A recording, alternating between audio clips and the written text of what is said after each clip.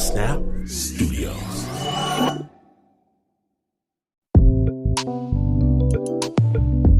I was too little a kid to know anything about cars, but my uncle pulls up with this gleaming turquoise Cadillac. I know it's sharp. My cousins know it too. Whoa! Snap! Wow! Jumping up and down, all excited. My uncle slides out of the driver's side, sporting a suit the same color as his gleaming automobile, smiling like he just invented the sunny day. I suck in the new car smell through the slightly open window. Uncle! Can we go for a ride? See, ain't no dirty little boys get up in my car. I know good and well he's gonna give us a ride. Please. He grins over at my dad, my auntie, my mama, and instead of grinning back, they frown in disgust. And I wonder how they're just gonna hate on my uncle like this. It takes me several years to piece it all out. But I'm gonna give the game away to you in the title of this episode, because today on Snap Judgment, we proudly present Con Man Daddy. Where love, family, and criminality are mixed into the same stew. My name is Glenn Washington. Understand, a Honda Civic after the car wash gleams just as bright as a brand new Caddy. When you're listening to Snap Judgment. We begin with a chase. Sirens getting louder and louder. Wind whipping onto the sticky, cramped back seat as a family of outlaws fly full tilt down the Texas back road with their tail in full pursuit, Jack. I'll let Jason take it from here. The cop was so close to us, we can make out his face. We're in a Pacer, which there's no way it can go faster than a Cruiser. But they're following us, and they're getting closer and closer. In the 70s, if you could make it to the county line, then they would stop chasing you. And it was times like these that we're in it together. We're rooting for ourselves. We're not saying, Dad, why'd you do this again? We're going, no, go. That's a county line. It's a county line. There's one of those green signs, and we step on it. The little car is going as fast as it can. We cross the county line, and those cruisers, there were two of them in this case, they just sort of dropped off. And then we're just on to the next thing.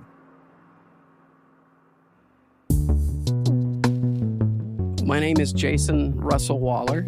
I'd like to tell you about my father. Sometimes the shape of a person can draw you in, and sometimes a voice can draw you in. And my father he was shaped like Winnie the Pooh, and he had a voice with a southern ease. So before you even met him, you liked him. My dad, he definitely had the wow factor. He was a leader, a natural leader. He was he worked at church. He was the assistant pastor. He was on the Chamber of Commerce, involved with city council. He was always involved in things that required wearing a tie. He dressed like the city, but he always had that good old boy charm, kind of that country charm was always with him. So he was really quite the man about town. I was 5 years old and living in a nice house on a nice street in Austin, Texas. And my father had a great new job at National Bank where he was vice president. I remember really good times playing with my brothers. To us as children, things seemed like they were really good. But how that all broke up was we had a babysitter, and one day our babysitter, he came by in a Corvette, a new Corvette. He took us all for rides. It wasn't long after that he went to jail for bank robbery. Now, he worked at the same bank where my father was vice president. We never got the full scoop on what happened. All we knew is that somehow our father was related to this robbery because we now had to leave town.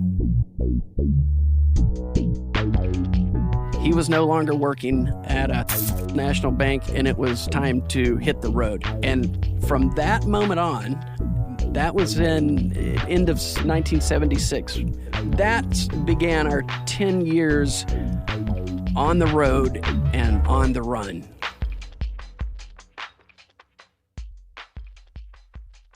In the beginning, what he did was he would go into a big company and sell himself as a marketing director, talking them into, wow, you have this and you're doing great here and I can see this and I've read about you in the newspaper, but what you really need is a promotion. I'm a great promotions guy. And he would just do his thing and do his slickery talk. He would say, there's a trade show, and this would be so good if we could get there. But what we need is we need some supplies and we need a hotel, because what would be great is if you could come and your wife and this guy could come and that guy. And it's in Colorado. Wow, wouldn't that be great? Their skiing is going on there. We could all be there too. When I look at it, it's going to cost about $10,000. So what I would need to do is go up there ahead of time, and I'll check it all out. And of course, there was never a trade show. There was never any of these things. And he'd get the $10,000 check and we'd scoot down. Most of our life on the run was in cars. I don't know where they came from. I don't know where they went, but we had a new car all the time. We didn't even see them disappear. We just remember that our father would maybe leave early in the morning and then he'd come back later and it was a different car. They all were junk. All of them had chitty, chitty, bang, bang type sounds coming out of them. And we were in the back seat. So there was a lot of looking out the window and seeing myself as a cowboy on a horse, running, galloping beside the car. Or I'm a stuntman on a motorcycle, and I see myself on this motorcycle jumping and hopping, and I'm imagining myself outside the window thinking, I have to go on. I have to keep going. At some point, we're going to get out of this.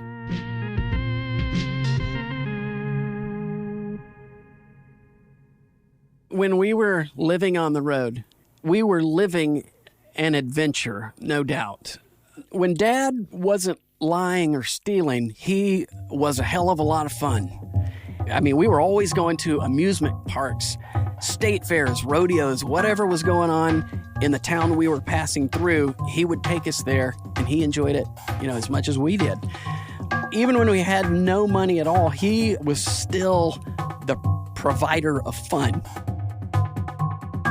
We'd be in a motel, and then at night, my father, I was a night owl, and he allowed me to stay up and watch late night television as long as I turned it down way low. And so I'd watch Monty Python and Benny Hill and old gangster movies until the station signed off the air.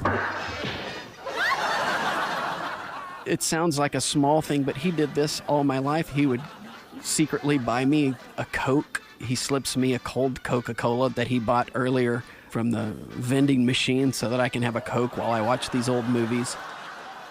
I think my father saw a lot of himself in me, and so he treated me like I had something special. It made me feel like he understood me in a way. And for that, we had a connection, I felt, a special connection. As time went on during these long car journeys, the Pepto-Bismol sort of became a barometer of the trouble that we were in. If we were living fat for a while off of some big scam that he had done. Everything was going okay. You didn't really see the bottle, and you didn't notice that the bottle was gone, but you definitely noticed when the Pepto-Bismol bottle reappeared, because that meant, oh man, okay, the good stuff is over, and it's time to run again. There is a sudden knock on the door, and it's a couple of sheriffs, and our father is, right around the other wall. We opened the door. They're asking where he's at. Have you seen him? When's the last time you've seen him? And they're looking over our shoulders the whole time. And he is, he's in a closet. He's just in a grown-ass man hiding in a closet. We were sold on sort of this yellow brick road idea that we're going down this road, but it's leading to somewhere that's bigger, brighter, shinier. There's something at the end of this. Our mindset was that just keep doing what you're doing, keep counting the fence posts, because eventually you're not going to have to. It gave us hope that something great was going to be at the end of this road. When we became teenagers, I was working on being an actor, and I thought, cool, I think I can crack into this acting thing. I'll at least start trying. For some reason, Austin, Texas, in the 80s and 90s, it was a real hotbed of activity for films. And I went on an audition, and it was for a mini-series, and it was a big deal. It starred Sam Elliott. And so I went on the audition. I got the audition. First big, great thing that I could ever do. It was quite a turning point for me. It was, when you think about life being mostly curves, this was definitely an angle. Things can change for me after this. My goal was to save $10,000. I thought $10,000, if I put that amount of money away after high school, I could take that money, go live in California, and give the acting thing a try, And I just thought that was sort of the number in my head was $10,000. Well, when I got this part, I signed a contract for $7,500, and then they paid me another $3,500 after I had done the acting part. So right off the bat, I've already got the money. I took the $10,000 and I put it in the bank and did not touch it, had no need to touch that money, because this was my pathway to my dream. While I was on that set, Sam Elliott and I were pretty friendly because I was right next to him through all of my scenes. My scenes were with him. After this movie, he was doing one in Arizona, and he said, I think you'd be good for the part of, however Sam Elliott talks, but he said, there's this part of a teenage son, and you should go to Arizona, and I'll put in a good word for you. To be able to go to Arizona and be in this movie, by law, I had to have a parent or guardian. You'll never guess who was available. When we return, will acting save Jason from his father's life of crime? Stay tuned.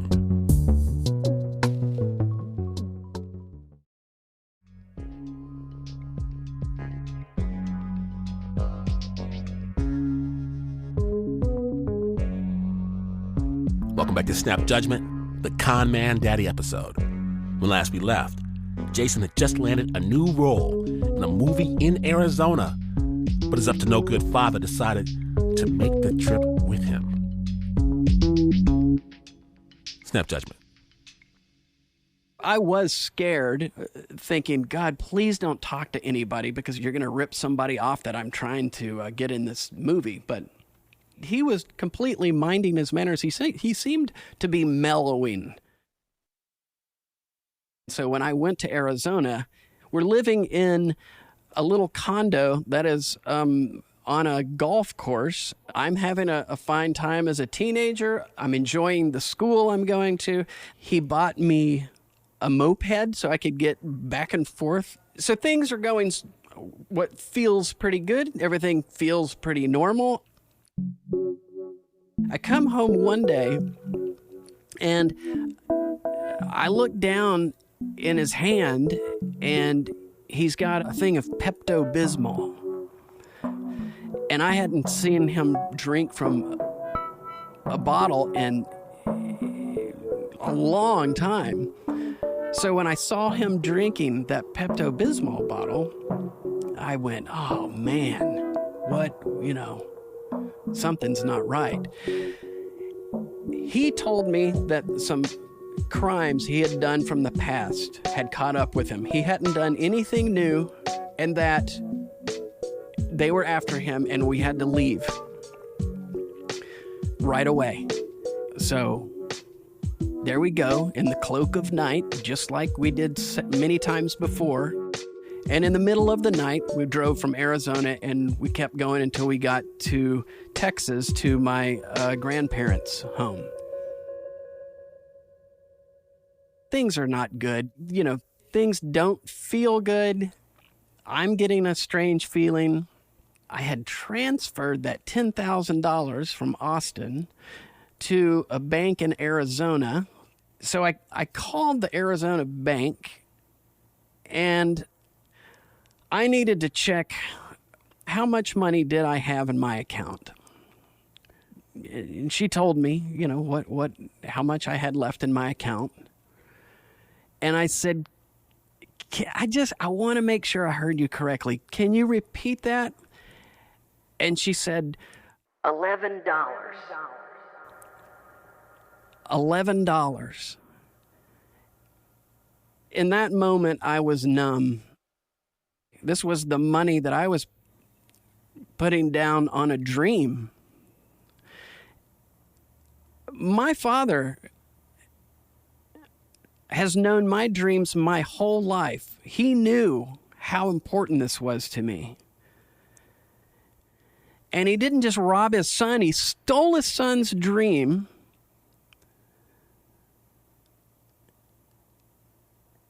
And I'm trying to figure out how do you do this? How do you do this? All of these things are just going around in my head. I was out in the pasture, but I see my father.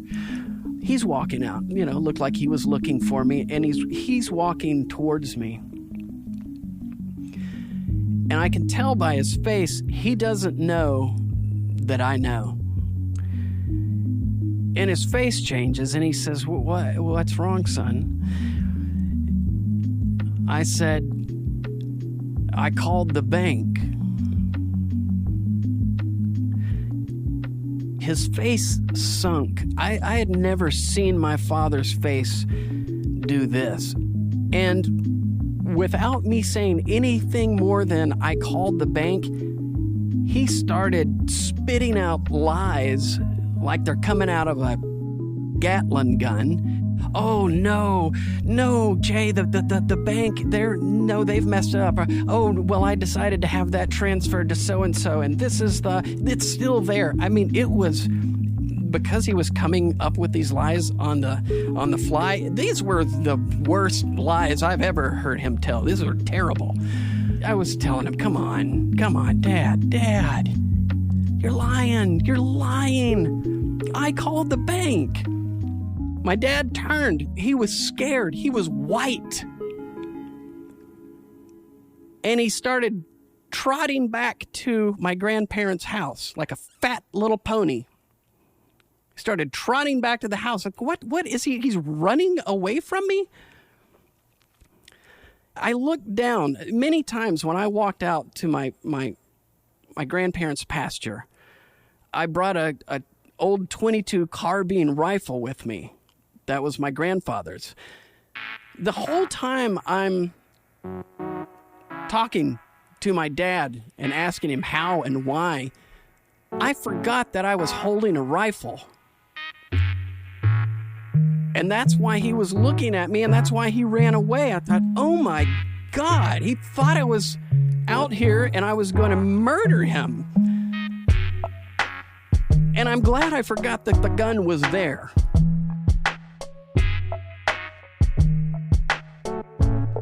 When we went separate ways, when I stayed in Texas and he went to Colorado, I didn't have a lot of contact with him. The contact I was getting was from the single women who keep finding my number and calling me and saying, "Are you the son of Ruffin Snow?" Actually, it was one of the names he used. That was quite a name. And I would say, no, but I am Jason, and I know, okay, they're looking for my father. And I said, I don't know where he's at. "We were supposed to get married. I gave him money for your operation." He was saying that I had cancer and that I was dying of cancer. I don't know what kind of operation you were going to have, that I was going to have with cancer. And I had to tell all of these women the same thing, which was, you've been taken. I don't need an operation. I mean, it just got low, it is low. I get one more of these calls, and this woman's name is Connie. She's from Colorado. She's looking for Bill Frank, and she had given him, I believe, $5,000. That's all she had.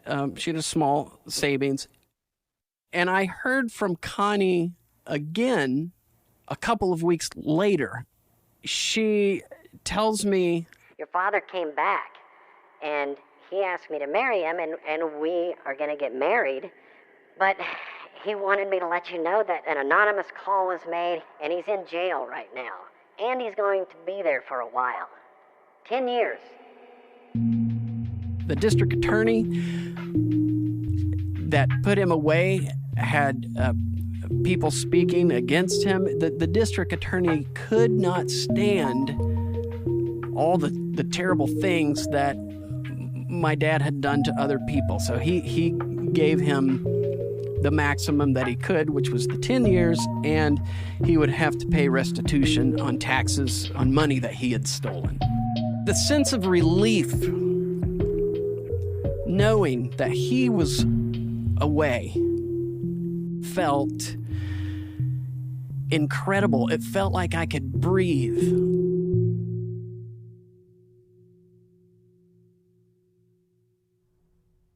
He's serving a sentence of 10 years. During this time, my father tries to contact me. He tries to call me. He sends me letters. He would have his cellie, the guy who shared the cell with him, draw pictures for me. He made me a belt. I read these things. I opened them. I never wrote him back. I didn't want anything to do with my father.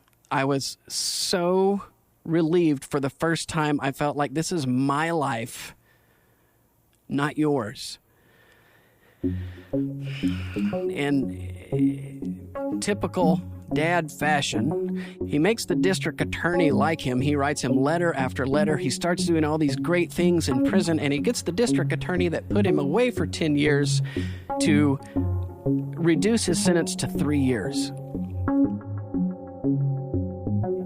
I thought, well, I'm going to have to take his call when he gets out, because I know he's going to find me. And so he called when he got out. He was making his way to Texas, and he wanted to see me. And I said, okay. I wanted to get this over with. I knew it was coming. And it was awkward. The conversation barely got started when he said, I was down for 3 years, Jay. You never took my calls. You never wrote me back. I just, I got to know, son, was it you? Was it you who turned me in? Was it me who turned him in? He doesn't say I'm sorry. He doesn't say I wasn't in my right mind. The things I did were wrong. All he wants to know is, was it you? Are you the one who turned me in? Of all the people, of all the people that he stole from, everybody he met, every person he met, he ripped off. And in the end, he's taking these single, vulnerable women and taking their life savings and hitting the road. And all these years, I protected him. And how dare he ask me if I'm the one of all the people, am I the one who turned him in? I didn't say this, but in my mind, I'm thinking, good God, Dad, you put you there. You are the one who put you in jail. And so when he asked that of me, a lot of things circling around in my head. And in that moment, I decided to become the thing that I despised the most. I decided to be a liar, just like him. Like father, like son. So when he said, I just got to know, was it you? Were you the one who turned me in? I looked at him and I said, No, Dad, I didn't turn you in.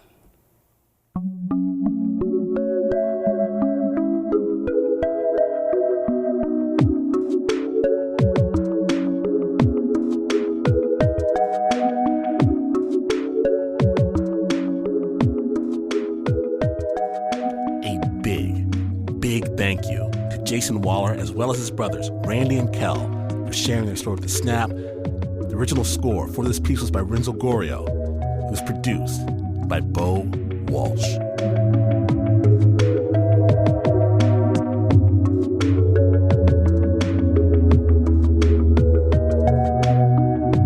In just a moment, Snappers, understand that sometimes a con takes a true artist, like an actual artist.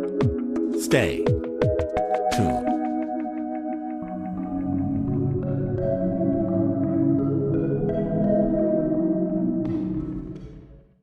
This episode is brought to you by Progressive. Most of you aren't just listening right now. You're driving, cleaning, even exercising. But what if you could be saving money by switching to Progressive? Drivers who save by switching save nearly $750 on average, and auto customers qualify for an average of 7 discounts. Multitask right now. Quote today at Progressive.com. Progressive Casualty Insurance Company and Affiliates, national average 12-month savings of $744 by new customers surveyed who saved Progressive between June 2022 and May 2023. Potential savings will vary. Discounts not available in all states and situations. Support for Snap Judgment comes from Odoo. What is Odoo? Well, Odoo is an all-in-one management software with apps for every business need. Odoo has apps for CRM, accounting, sales, HR, inventory, manufacturing, and everything in between. And they're all in one easy-to-use software. And the best part about Odoo? All Odoo apps are integrated, helping you get things done faster and more efficiently. So when you think about business, think Odoo. To learn more, visit odoo.com/snap. That's odoo.com/snap.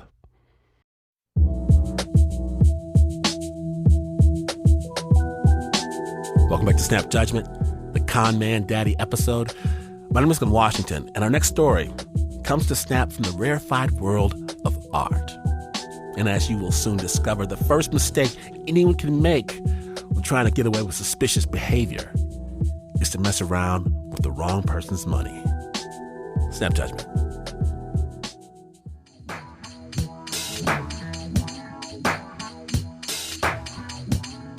When I was in high school, my Uncle Ron and his family moved from New York City out to the burbs, to Maplewood, New Jersey. My uncle was an artist, and Maplewood wasn't exactly a thriving hub of the art world, especially compared to the city. So when he opened a gallery on a rundown back street, everyone thought it was kind of quaint. But then one day I heard from some of my family that something peculiar had happened and that Uncle Ron's little gallery was getting attention. This is how Uncle Ron explains it. I was going into the gallery one day and this kind of quiet, shy black guy was standing outside. And I asked him if he wanted to come in. He acted a little reluctant, but he did come in. And then he just sort of stood there and looked at me. And he handed me an AMP bag, which I opened up and was full of these little cardboard paintings. Most of them were like sort of magical looking still lifes, little sailboats and teardrops. Other ones were of slaves and various kind of slave encumberments. I said, these were great, I'd like to show these here. And he left them and he never told me his name, never spoke at all. Every time I asked him a question that was personal, he would just put his hands up to his lips and said, shh. He said he wasn't quite sure what to make of the encounter. But then a few days later, another clue appeared. In the back, outside the gallery, Ron found a suspicious package. There was a box. Inside the box were all these hundreds of little pieces of broken styrofoam with a little note on top of it, which was a way of how to put the thing together. It was actually a broken up large painting that had to be reassembled.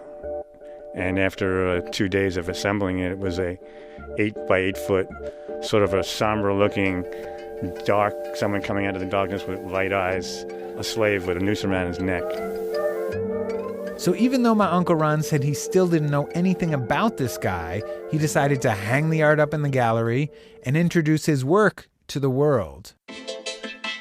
The paintings were great, and I was just going to show them, and if I sold any of them, he would get the money. A lot of people showed a lot of interest, and when they heard the story, of course, it was like, wow, I'm really interested. And then the word sort of got out, and sort of a firestorm started. And the show was, an incredible success. Everything sold, and a lot of New York collectors were very interested in it.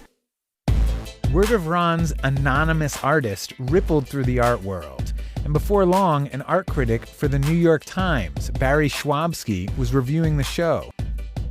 Was, very impressed with the show. He really liked it. Gave it a very good review, along with a bunch of question marks, since the artist was anonymous, and that brought a lot of people in. Once the Times wrote about it, it was on. The art was selling. The small ones were going for $150, and the large ones about $900. The show made about $25,000. It got so much attention. It was like an artist's dream, selling it all out. Things were great, but with success came scrutiny. And then there were collectors who wanted to find out who he was. Well, I said I didn't have any idea how to get a hold of him, where to find him. And they suggested maybe they should hire a private detective. And I was like, man, I don't really think so. And that's when my uncle decided things had gone too far. He called up the New York Times writer who had gotten him all the attention and said he needed to set the record straight. That's when I called up Schwabsky and told him that I was the anonymous artist. There was no mysterious black man with a plastic bag. My Uncle Ron was the anonymous artist. So then Ron picked up the phone, called everyone who had purchased the art, and fessed up. Well, I called people up and said, look, this is the truth, this is the story. So if you still want the piece, then it's fine. If you don't, then that's fine too. A lot of people didn't want the piece. A lot of people were really pissed off. The ramifications of it for me was that I discovered that creating a fictional artist was really more than I had bargained for, because I think everybody became suspicious of me after that. My uncle's world fell into two camps. Those that were impressed with his artistic genius and those that felt betrayed. So there was this battleground between the two groups of people. I was surprised about, the people who took it the hardest and the people who took it the best. The people that got mad about the race issue were mostly white collectors who thought I was using race, as manipulation for them to buy work. And most of the black people, a lot of black people bought work, were very supportive about the idea because they thought it exposed racism. I wouldn't say it was fistfights, but there was very angry feelings expressed Among the angriest was Ron's own wife, because she was also tricked. My cousin Aaron, Ron's son, says he knew all along his dad was really the anonymous artist, but for some reason his mom didn't. I thought it was silly that people that knew him well, like my mom, didn't know it was hit. Like, you could walk down into the basement and just see all the work. I feel like since he was saying it wasn't him, that was more important than anything she saw. Aaron's mom, who's now passed away, had been defending my uncle and the anonymous artist all over town. One of the reasons my mother was so upset was because, yeah, she was sticking up for him. People that would say, this seems like Ron's work, she'd be like, no, it's not.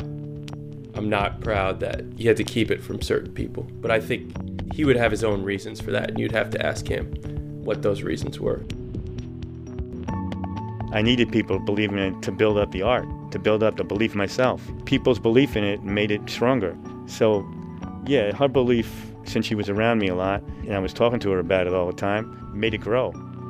I think she understood, and I think she was fine with it in the end. My uncle says his social and artistic experiment was a success, but the repercussions to my family were the price we all paid. Almost 15 years later, my mom is still really pissed at him, and my cousin Aaron says he hopes his dad learned a lesson. The problem is, when you hurt someone's feelings, no matter who it is, but especially your wife's feeling, there's a problem. And no matter what he says, I think if he got to do it over, he wouldn't have hurt anyone's feelings. But for my Uncle Ron, it wasn't so simple. I think that having hurt feelings is not bad, is it? I mean, it sort of is a way of growing in some ways. I mean, I hate to make it, you hurt somebody and they grow, but the thing was about emancipation. It was freeing people from the constrained idea of how things work and how things operate. And, I mean, it all ended peacefully. No one got killed. A few years later, my uncle moved to Philly, and these days he's got a little gallery there. Well, actually, he calls it a collection, not a gallery. It's a collection of artists who may not exist or fabricated artists who may not exist. So my identity is not local. It's infinite. It keeps on growing. The anonymous artist is still living well on the street, creating art.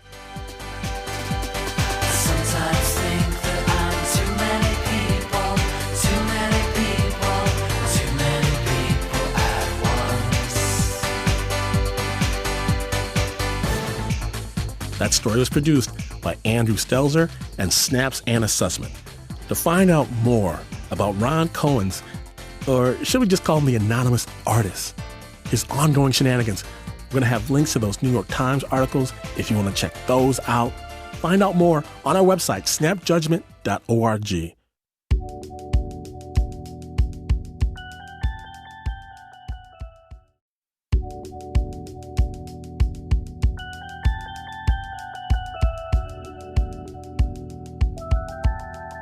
Now, the next story was told at Snap Live by a dear friend of mine, Mr. Shannon Kaysen. And Shannon likes to put it on the line. Please put your hands together for Mr. Shannon Kaysen.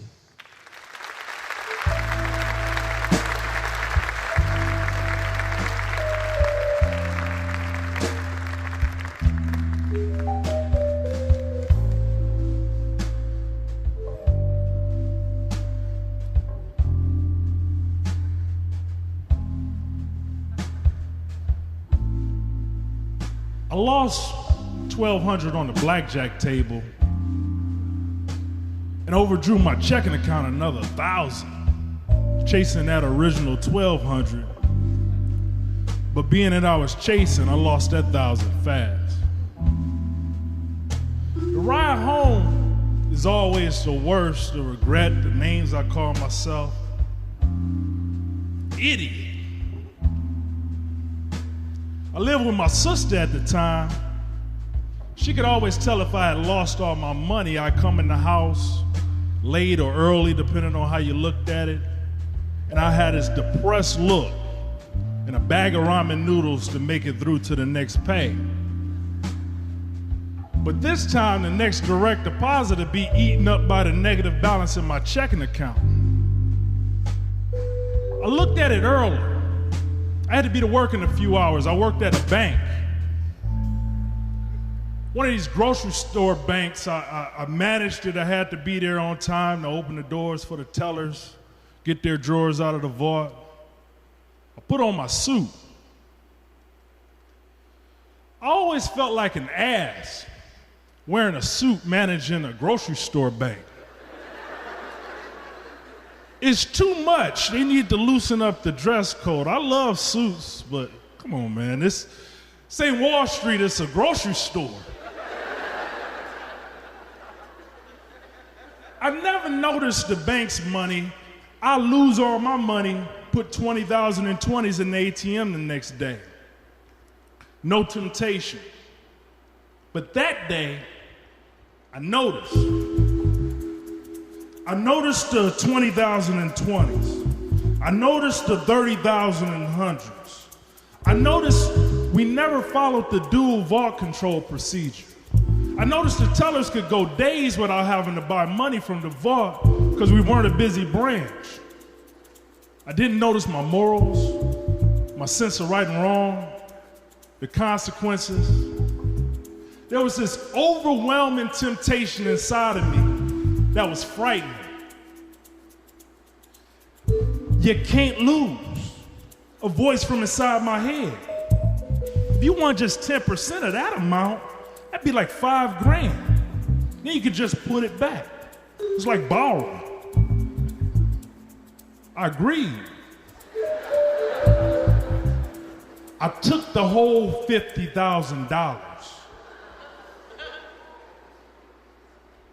I told the tellers I was going to lunch and to do some prospecting. Managers were expected to do that, and they were used to my three-hour lunches. The money hung heavy in my pockets, even in my belt strap. I felt like a drug runner going through customs. The casino was a 10-minute drive, Motor City Casino. This is in Detroit. The girls there, the waitresses, they wear these tight little leotards. I went out with a couple of them, really nice girls.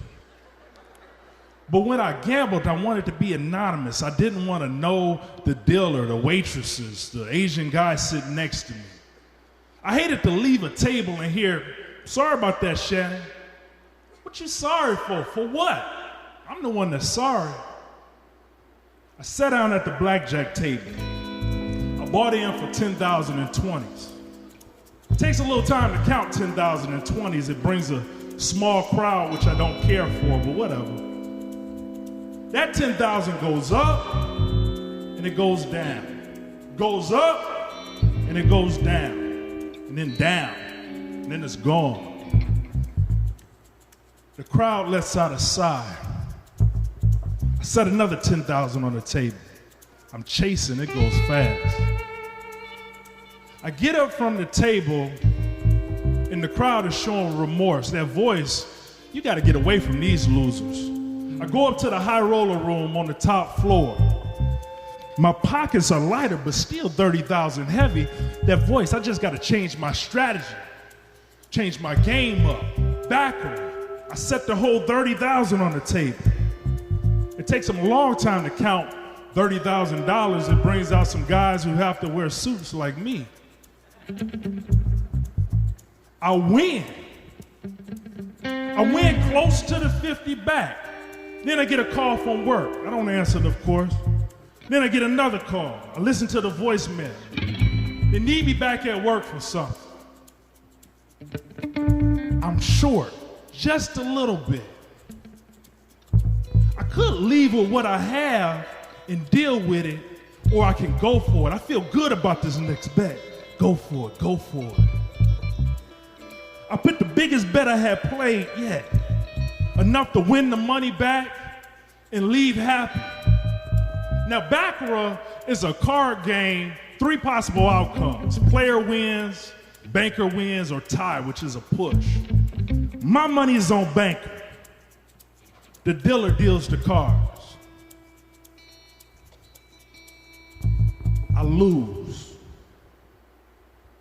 And then I chase till I lose the whole $50,000. I get up from the table,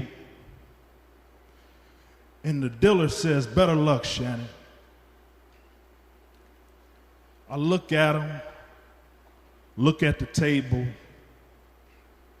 but I don't say anything. I just walk away. I walk through the lights, the sounds, the people, the smoke, and out the door to fresher air. It feels surreal, like when I went skydiving, like when I was shot at, like I'm watching this on TV. I sit quiet in my car. Idiot. I called my best friend. He had done time years ago for what is really not my place to say. He said, "Nonviolent crime, first-time offender. I can't see you doing more than a year." A year? I just went to the movies at the mall. I just ate riblets at Applebee's. It's funny, the simple luxuries you think of when you think of losing a year or more. He said, "I can't see more than a year in a city like Detroit. In Detroit, there's no room in the jails for losing chumps like you." Humor always makes me feel better. At least for a little while, gives me a perspective, but I still had to deal with what I'd done. That was a lot of money. I called my job, and by now they know that the money is gone. I'm talking to the regional president, and I tell him I'm sorry. I'll be in tomorrow to turn myself in. What he says is surprising. He says, "Shannon, don't do anything stupid. It's only money. It's not the end of the world, son." You don't know how much I appreciate him for saying that. He didn't have to say that. The next day, I keep my word. I go to work at the grocery store, bank,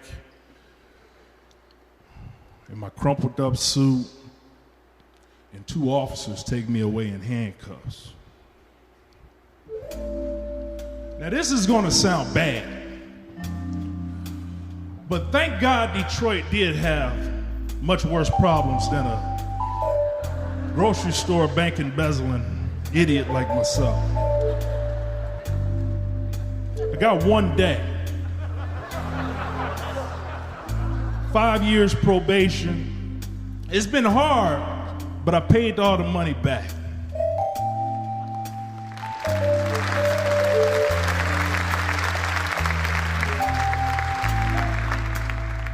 I still hear that voice when I drive by an Indian reservation. Go for it. When I get an extra $500 that my wife doesn't know about. She's a former VIP cocktail waitress, by the way. I met her at the casino. Those tight black leotards, I'm trying to tell you. Even when I play cards with our daughter, you can't lose. I still hear that voice. I started going to the meetings. Lady at the meeting said, addiction is insidious. Now I'm being real with you, I had to look it up. I looked it up. Yeah, insidious. That's a good word.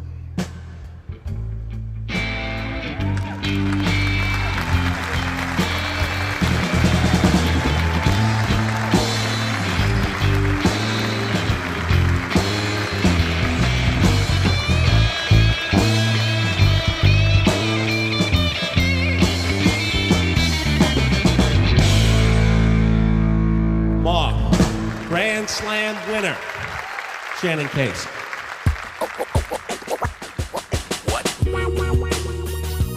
Big love and thanks to Shannon Cason. Original score was written by Alex Mandel, performed by Alex Mandel, David Brandt, and Tim Frick. You can learn more about what Shannon is up to at snapjudgment.org.